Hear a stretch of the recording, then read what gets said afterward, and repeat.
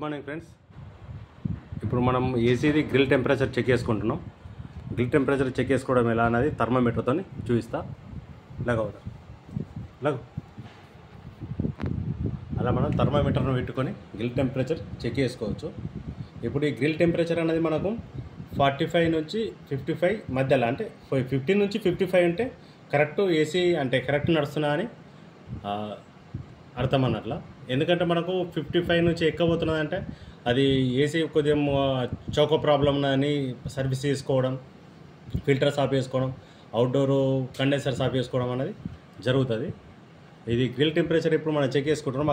అక్కడ వచ్చి అయితే ఇప్పటి వరకు 49.5 వచ్చింది గ్రిల్ టెంపరేచర్. అంటే ఈ ఏసీ ఇప్పుడు గుడ్ కండిషన్లో నడుస్తున్నా అని అర్థం. అంటే ఇప్పుడు గ్రిల్ టెంపరేచర్ అనేది మనకు 50 నుంచి 55 మధ్యలో ఉన్న 55కి 50 నుంచి కిందికి వచ్చినా నడుస్తుంది. Please for watching, thank you.